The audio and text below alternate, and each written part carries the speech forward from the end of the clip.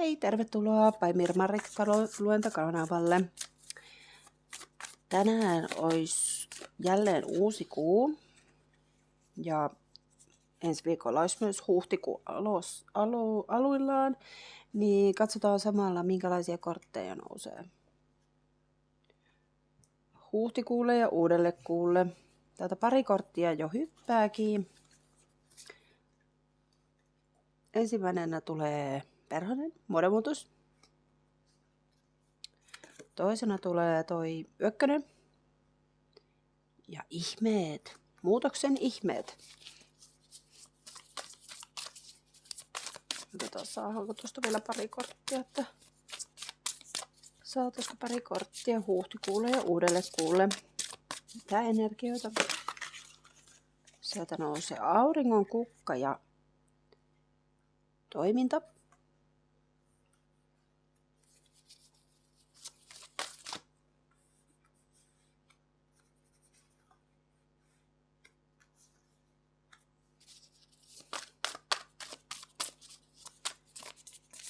Ja sitten jos saataisiin vielä yksi kortti, kiitos.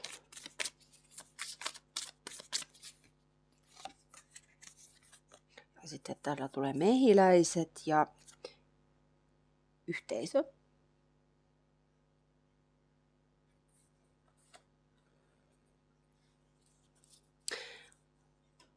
No oikeastaan niin kuin muodonmuutoksessa ja toiminnassa ja yhteiskunnassa on ihmeitä. Mutta jotenkin tästä tulee vahvasti semmoinen just se muodonmuutos. Ja siitä semmoinen näkyvä energia ja että se näkyy niinku yhteiskunnassa tai siinä, missä itse elät. Mutta otetaan tuosta vielä tarotkortteja ja katsotaan, mitä niilläkin on vielä sanomista ja saadaanko tästä vähän selkeämpää kuvaa. Ehkä semmoinen kevätenergia tulee, kesäenergia herättää sieltä pimeydestä. Valot syttyy, niin kuin, että se nousee kahvivoimalla energiaa. Ehkä voisi olla kiireistä työelämääkin ehkä mahdollisesti tulossa. Paljon projekteja. Semmoista niin kuin hyvin itsevarmaa, eteenpäin menevää, energistä työotetta tai että talven pimeys on ruvennut niin kuin jäämään, että aurinko on tullut ja se saa sen energian liikkeelle. Tarotkorteista löytyy tosin, että aurinko ylösalaisin.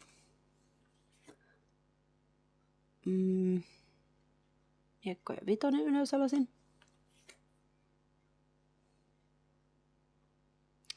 Kuppien 8.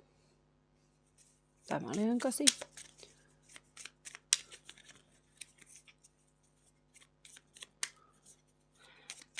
Jotenkin tässä on niinku jätetty sellainen pettymykset niinku taaksepäin, joten ehkä se muodonmuutos tulee siitä. On jätetty taakse, mutta tuommoinen aurinkohan on yksi positiivisimmista korteista, mutta ehkä sellainen, voisiko just olla jotain aikuistumistakin. Että on tavallaan puottu vähän niin kuin maan pinnalle. Ja sitten huomattukin, että tai on niin kuin pettynyt siitä, että asiat ei ole ehkä mennyt niin. Ja sitten on lähtenyt kulkemaan kohti tuota muodonmuutosta, että jotain pitää muuttaa. Ehkä on ollut jotain synkkiä aikoja, masennusta tai eroa tai työurassa jotakin, mutta sitten kuitenkin on niin kuin päättänyt itse tehdä sen muutoksen, että se on niin kuin nyt takana vai. Ja sitten just tosissaan, että se eteenpäin menemä energia on se juttu. Katsotaan, tuleeko vielä jotakin.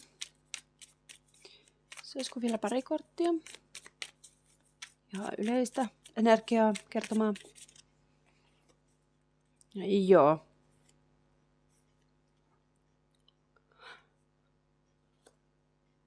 Mutta semmoista ehkä ollut just jotain jämähtänyttä energiaa. Ja sen on pitänyt niinku muuttua. Mutta tästä tulee heti sellainen, että osa voi olla, että on ollut jumissa. Mitä ihmettä pitää tehdä? Mikä minua vaivaa? Miten nämä asiat nyt näin meni? Mutta kun vaunut tulee, niin ehkä tämän tilanteessa tilanne ei välttämättä ole ollut sinusta johtuva. Ehkä. Tai sitten mopo on karannut kädestä. Pakan pohjimmaisena tulee kohtuus ylösalaisin. Ei ole asiat ollut tasapainossa.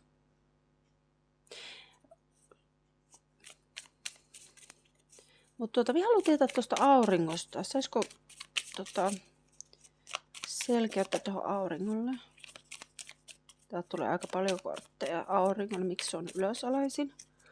Täältä tulee hallitsijaa, sauvojen kymppiä ja miekkojen kutosta.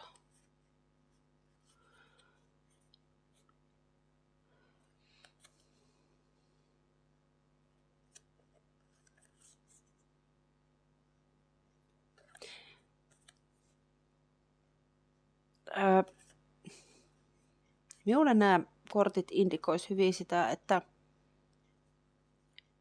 täällä on ollut ehkä joku työnantaja, mikä on saanut sut tekemään, tai on saanut niinku tekemään hirveästi töitä, antamaan itsestään kaiken. Ja ei ole osannut ehkä niinku lähteä siitä pois. Mutta on niinku liian pitkään ollut ehkä tämmöisen todella vaativan tai itselleen sopimattoman työpaikan tai johtajan alaisuudessa. Että on niinku kokenut oman sisäisen valon ja pettymystä siihen omaan itseen. Mutta toisaalta se ei ole ehkä ollut niinku itsensä syy, vaikka niinku jotenkin tuntuisi, että on niinku syyttänyt. Ja sitten on just ollut, että mitähän tässä on niinku tapahtunut ja mitä tässä pitäisi tehdä. Mutta tämä todellakin siis vaatii tästä, että se ei ole välttämättä, tai on jo lähdössä pois, mutta ei ole vielä siirtynyt pois. Ehkä ei ole uutta työpaikkaa löytynyt tai tilanne ei ole edistynyt, mutta jotenkin niin kuin on semmoista uutta energiaa. Ehkä se on niissä jos on projektityötä tai uusia asiakaspalvelutyötä tai muuta vastaavaa tai ihan, että jotain uusia tuulia on siellä. Että se itse pitää tehdä se muutos siihen tilanteeseen ja löytää se oma sisäinen valo sieltä ja se oma, että asioita voi vaikuttaa. Tietysti jos on pitkään ollut samassa työpaikassa hyvä palkkaa ja muuta, niin onhan se tietysti vaikea lähteä sieltä pois. Tai voi yrittää asioita voisi yrittää muuttaa itsekin. Tai yrittää ainakin sitä muutosta siellä.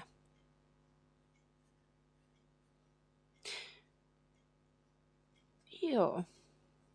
En näe, voisiko tässä sitten olla joku kumppani. No jos tämä on rakkaus elämässä, niin miksi ei? Että onko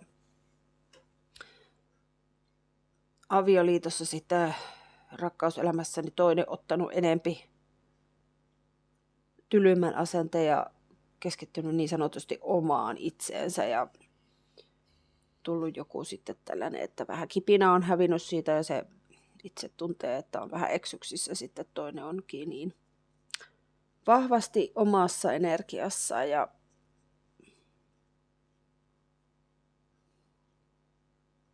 ehkä se niin kuin sitten pistää vähän semmoista harmitusta ja miettimään, että okei, että onko meillä kaikki niin kuin hyvin, jatkuuko tämä avioliitto.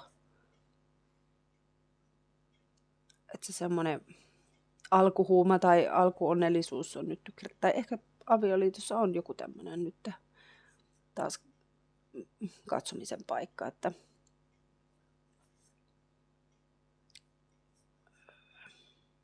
pitäisikö asiat keskustella läpi ja ottaa se tilanne niin kuin omaan itsensä haltuun. Siihen voisi just niin kuin riittää se muuttaminen ja ne teot siinä omassa yhteisössä. Unohtamatta itseään. Joo. Sellaisilla ajatuksilla uuteen kuuhun ja uuteen alkuun ja huhtikuuhun. Toivottavasti tässä on nyt jollekin ajattelemisen arvosta asiaa tai vinkkejä vähän se. En voi kenenkään parisuhteita neuvoa, enkä voi työasioissa neuvoa, mutta voi olla, että näissä asioissa on jotakin, mihin pitäisi kiinnittää huomiota. Mutta ei muuta kuin mukavaa viikonloppua ja nähdään seuraavassa videossa. Ciao moi!